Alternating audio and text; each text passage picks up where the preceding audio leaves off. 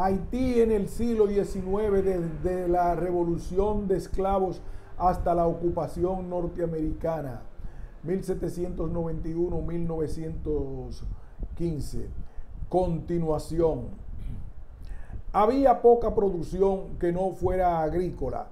Christophe buscó instalar algunas pequeñas fábricas de artículos de consumo inmediato, como telas, zapatos, sombreros y herramientas sencillas, entre otros. La demanda de productos manufacturados que no podía satisfacer esta incipiente producción fabril y artesanal fue cubierta con importaciones. Los artículos de consumo amplio provenían en su mayoría de Estados Unidos y los de consumo suntuario de Francia, ya que las nuevas élites sociales y económicas seguían los patrones de consumo y gustos prevalecientes en la antigua metrópoli. En el ámbito comercial financiero llaman la atención los altos gastos militares por la necesidad de mantener un gran número de soldados sobre las armas para impedir posibles agresiones externas. Los ingresos públicos se basaban principalmente en el cobro de gravámenes aduanales que dependían del volumen de exportación e importación. No había impuestos directos como en la mayoría de los países latinoamericanos de la época. Las rentas de las tierras confiscadas a los antiguos propietarios franceses proporcionaban también una parte importante de los ingresos del Estado.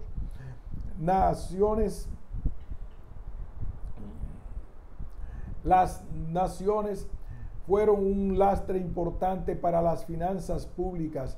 Fue la llamada deuda independencia que surgió a raíz de la aceptación de Jean-Pierre Boyer de las condiciones de una ordenanza emitida por Carlos X en 1825 que concedía la independencia a su antigua colonia a cambio del pago de 150 millones de francos como indemnización a los propietarios franceses de antaño.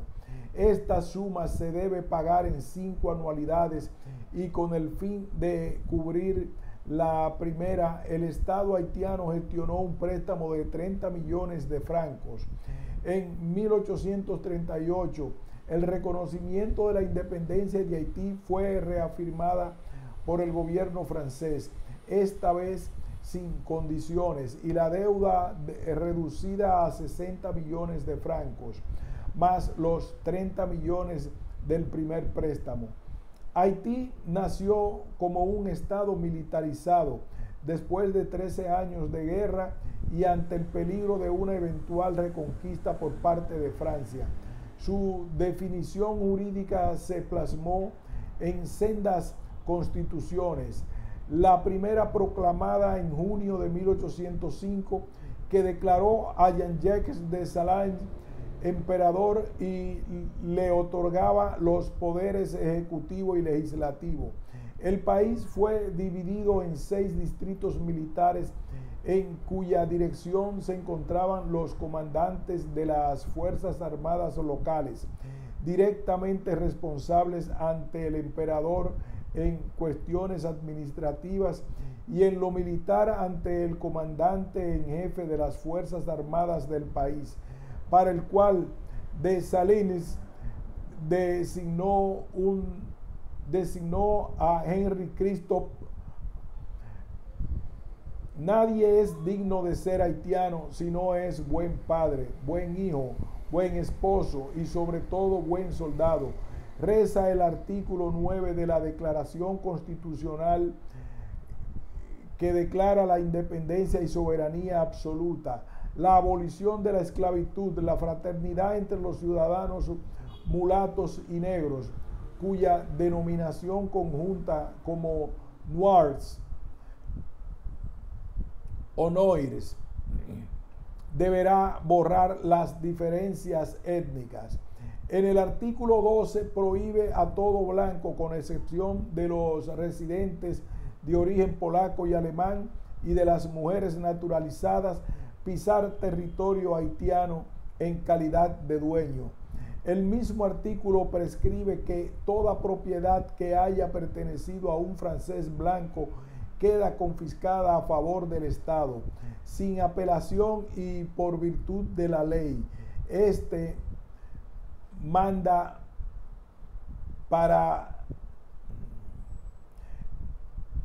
mandato dio origen al llamado dominio y patrimonio nacional, domaine nacional, es decir, a los terrenos controlados por el Estado que incluían, se ha calculado entre el 60 y 90% de las tierras cultivables.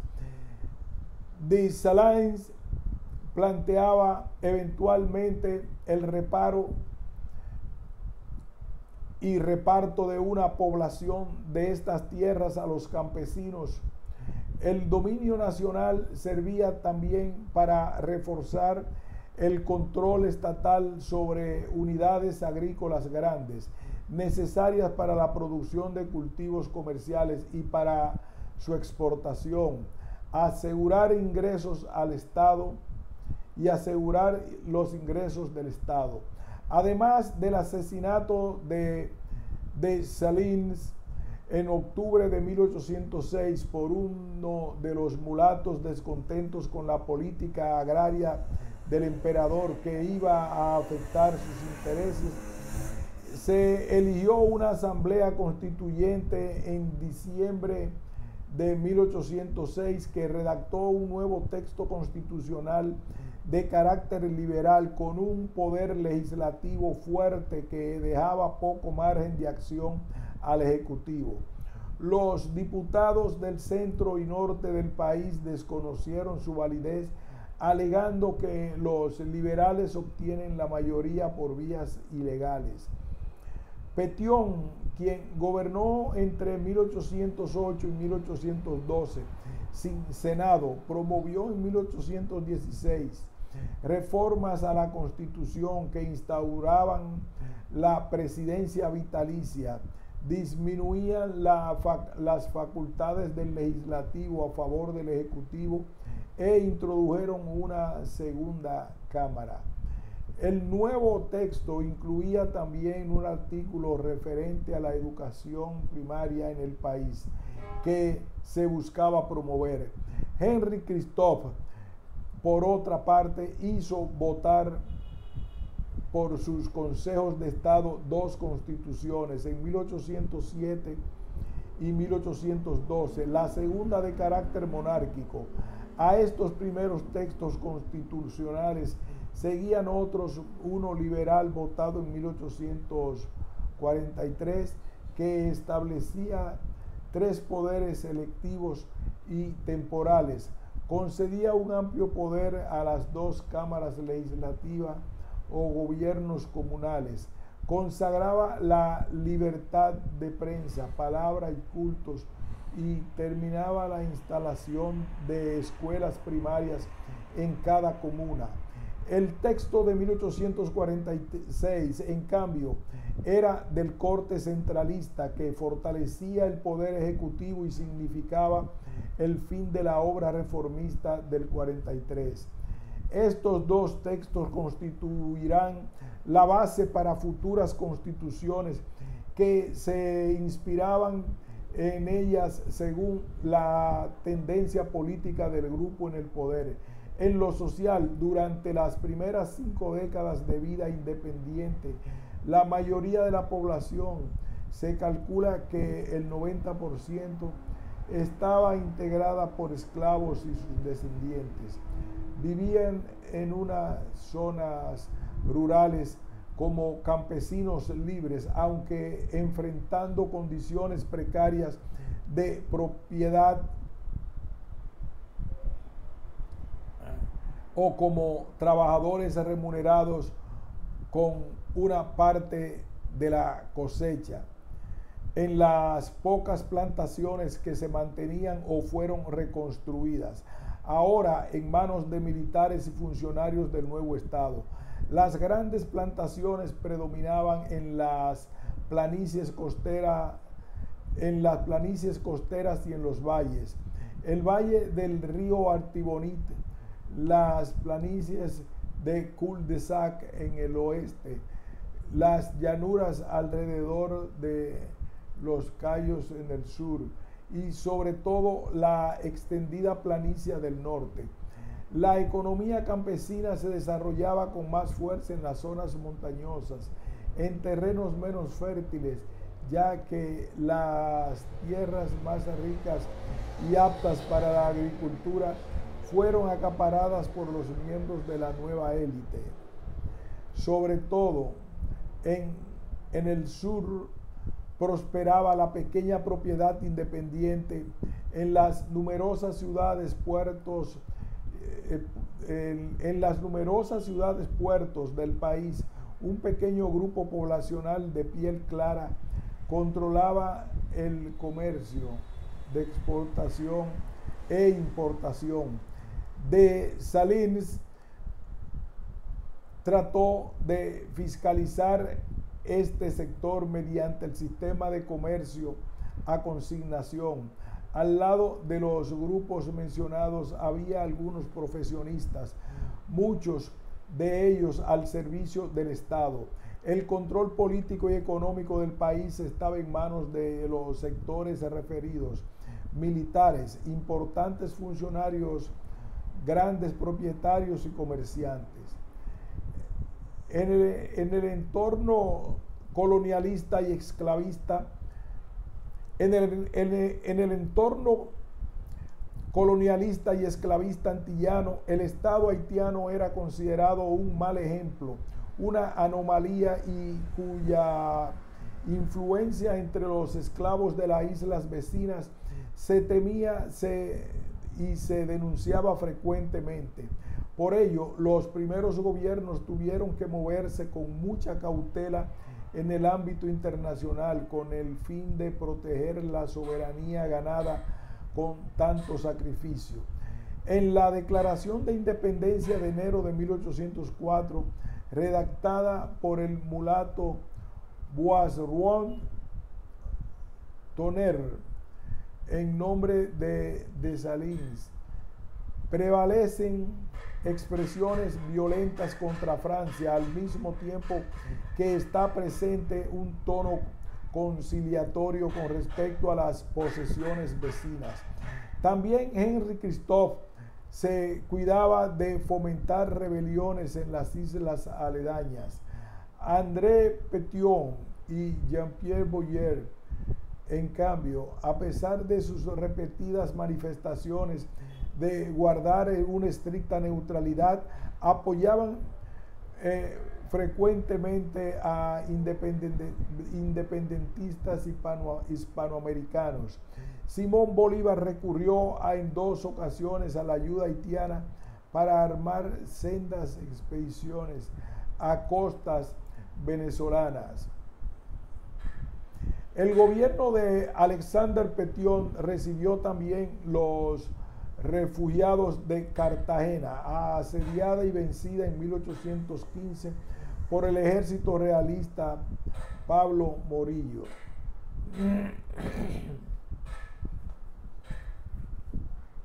El gobierno de Alexander Petion recibió también a los refugiados de Cartagena, asediada y vencida en 1815 por el ejército realista de Pablo Morillo.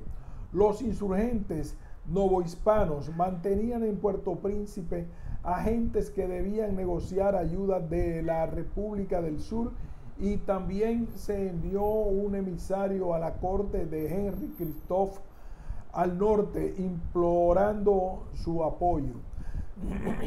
Javier Mina estuvo en Puerto Príncipe durante los últimos meses de 1816 y, al igual que los demás insurgentes y patriotas, recibió apoyo del presidente Petion. Entre los aliados multinacionales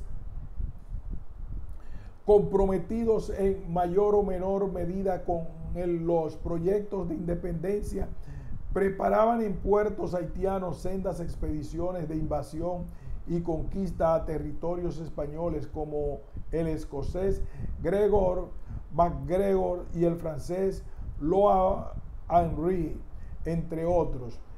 Jean-Pierre Boyer logró unificar bajo su gobierno todo el territorio de la isla española. En diciembre de 1821, cuando un grupo de independentistas dominicanos declaró la separación de España y la incorporación del país a la Gran Colombia, Boyer marchó sobre Santo Domingo y prácticamente sin resistencia obtenía de José Núñez de Cáceres la entrega de la ciudad. La unión entre ambas partes de la isla perduró 22 años. A fines de los años 30 se hacía manifiesto un notorio descontento social y político con el gobierno excluyente de Boyer, que beneficiaba solo a los círculos reducidos, predominantemente mulatos. En el occidente de la isla, esa desafección se expresó en la Cámara de Representantes, en la que diputados de ciudades sureñas encabezaban la oposición. Boyer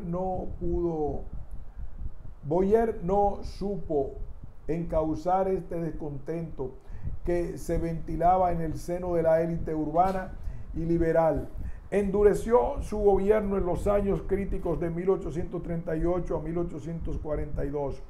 Tomó presos a periodistas críticos, destituyó a funcionarios sospechosos y mandó a expulsar a los diputados opositores de la Cámara. Frente a la represión surgió un movimiento armado dirigido por el mulato Rivière Gerard, quien marchó con sus tropas sobre la capital. En el este, la oposición política a la dominación haitiana fue encabezada por un grupo que operaba en la clandestinidad llamado la Trinitaria, una conspiración antiboyerista que se proponía la independencia del territorio de la antigua colonia española. Las causas principales de la oposición en el este al gobierno de Boyer eran las contribuciones al pago de la deuda de independencia haitiana, la confiscación de propiedades de dueños ausentes, así como de la iglesia, la imposición de una política agraria ajena a los patrones de producción y propiedad de la tierra en esta parte de la isla. Las características eran la ganadería extensiva en terrenos indivisos y el cultivo de subsistencia y de tabaco. Finalmente, si bien Boyer había respetado los valores culturales hispánicos en el este, gran parte de sus élites se veían afectados en sus intereses, mientras que extensos sectores populares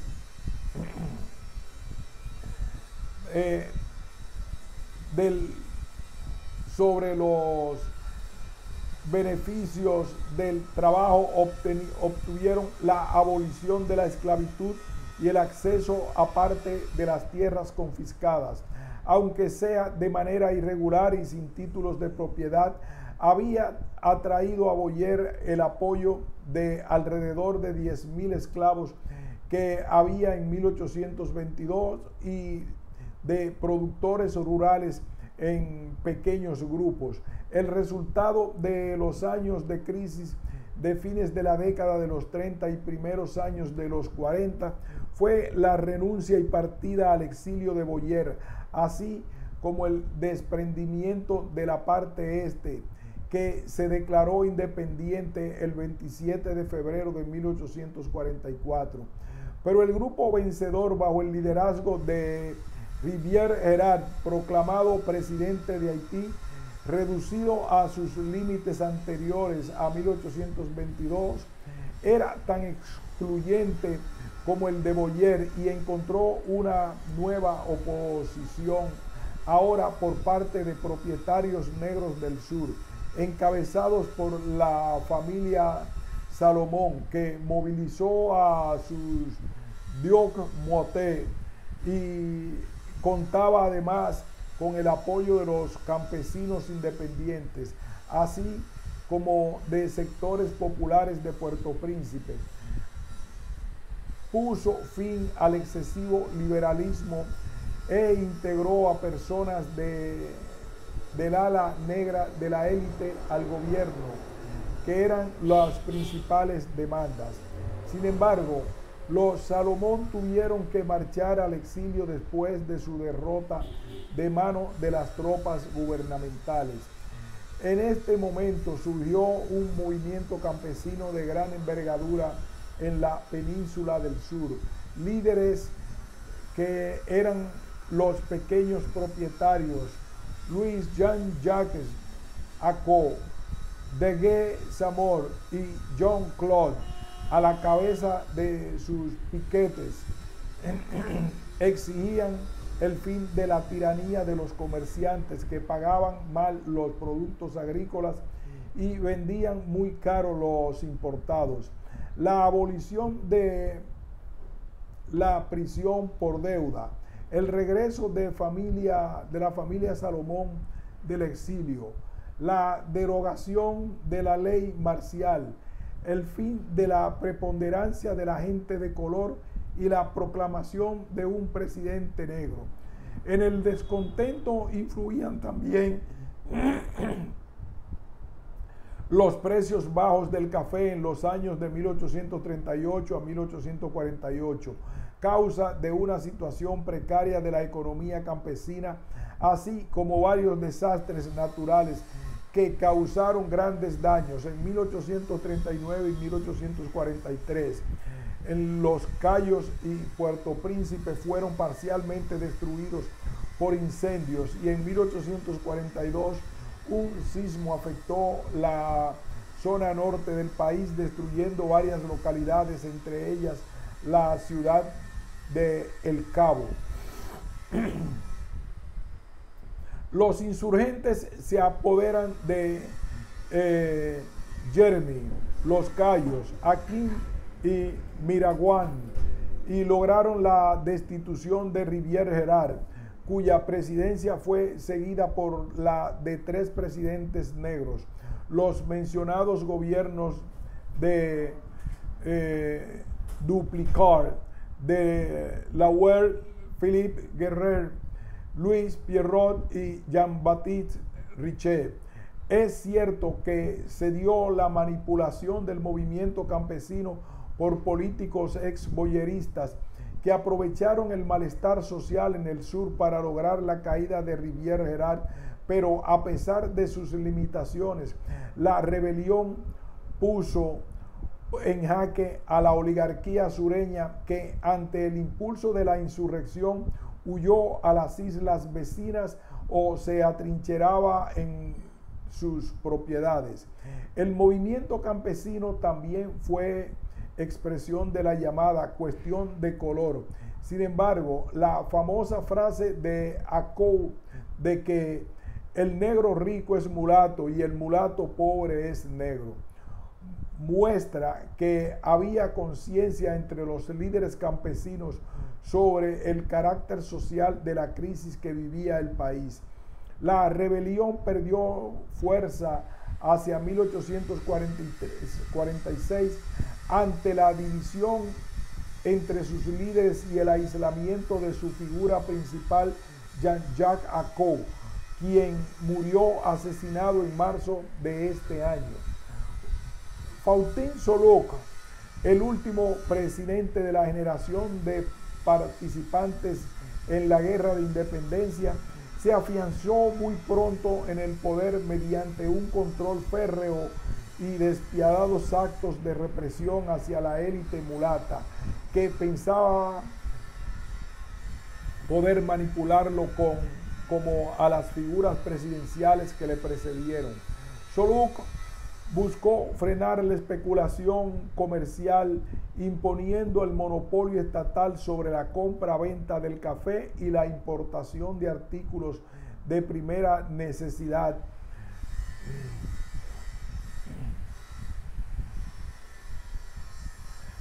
En lo financiero retomó el pago de la deuda de independencia, suspendida en 1843.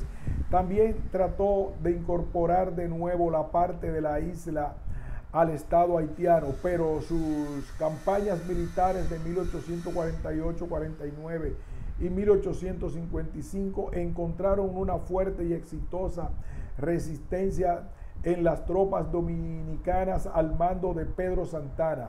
Al final del periodo 1804-1859, el territorio del Estado Nacional haitiano quedó circunscrito en lo esencial al de la antigua colonia francesa, aunque con algunas nuevas regiones incorporadas. Hincha, Guanamín, producto de las campañas militares de Soluco. Avances y retrocesos de la consolidación del Estado haitiano. 1859-1915. En el periodo 1859-1915 no se pueden detectar grandes cambios en la economía con respecto a las primeras 6 décadas del siglo, aunque sí son observables coyunturas de bonanza y desmejoramiento, y al final de franco deterioro con respecto a la propiedad agraria, se mantenían los dos tipos de propiedad: la pequeña y mediana propiedad campesina, muchas veces una propiedad de facto no regularizada, y las grandes unidades de producción, sobre todo en tierras del alto rendimiento. El Estado controlaba grandes superficies, no obstante, la mayoría de estos terrenos estaba dada a concesión a grandes propietarios u ocupada de facto por campesinos. Los políticos militares eran beneficiarios de donaciones frecuentes o venta de tierras del Estado. El presidente Lisieux Salomón, hijo del opositor de 1843, puso en marcha una ley agraria en 1883 que preveía la concesión de 3 a 5 carrocs, que corresponde a 1.5 hectáreas de tierra a los campesinos, bajo la condición de que las dedicasen a cultivos de exportación. La ironía en este esfuerzo es que su principal limitación se encontraba en el analfabetismo de la población rural que quería ser beneficiaria, pero que en gran medida era incapaz de cumplir con la exigencia de formular las respectivas solicitudes de concesión por escrito. En el crecimiento de la población, la poca efectividad de eventuales repartos de tierra y el pronto alcance de los límites de la frontera agrícola, el minifundismo se hacía cada vez más acentuado hacia finales del siglo. El avance sobre terrenos boscosos y de fuerte declive constituía muchas veces para el campesino la única posibilidad de ensanchar las superficies de cultivo. Los principales productos de exportación en los años 1859-1915 seguían siendo café, algodón, cacao, añil, maderas preciosas y de tinte, además de tabaco, miel, cera y ron y pieles. Hubo coyunturas favorables para la exportación de algunos de estos productos, como el algodón durante los años de la Guerra de Secesión de Estados Unidos, durante los cuales la superficie cultivada se duplicó y las cifras de exportación de este producto se triplicaron, pero con la reanudación de la producción en el sur de Estados Unidos en 1864, las exportaciones haitianas decayeron. El café experimentó una acentuada demanda en el exterior entre 1870 y 1875. Entre 1860 y 1890 aumentaron las exportaciones de cacao, así como de maderas de tinte y maderas preciosas. Algunos de los gobiernos del periodo bajo estudio emprendieron sobre esfuerzos por modernizar la producción agrícola. El presidente Fabre Nicolas Gefrard fomentaba el uso de despepitadoras mecánicas de algodón e invitaba a técnicos extranjeros para que asumiesen funciones de dirección en la producción. También hubo iniciativas para mejorar la producción del café. El presidente Lisieux Salomón fomentó en los 80 la introducción de molinos de café a vapor y promovió mejoras técnicas para el procesamiento del grano. De forma adicional, se buscaba promover la inmigración de agricultores extranjeros que debían transmitir sus conocimientos a la población local. Todas estas medidas tenían como objeto mejorar las técnicas de cultivo en diferentes ramos donde había mayor atraso era en el cultivo de víveres y en el que predominaba el uso del azadón y el machete. Los campesinos sembraban sus tierras sin los beneficios de sistemas de riego y de abono artificiales. Sin embargo, los cultivos simultáneos de diferentes plantas que no competían por los mismos nutrientes de la tierra, que aprovechaba la sombra de otra planta o tenían diferentes ritmos de crecimiento, permitían un relativo alto aprovechamiento de las parcelas. Aquí hacemos una pausa y continuaremos.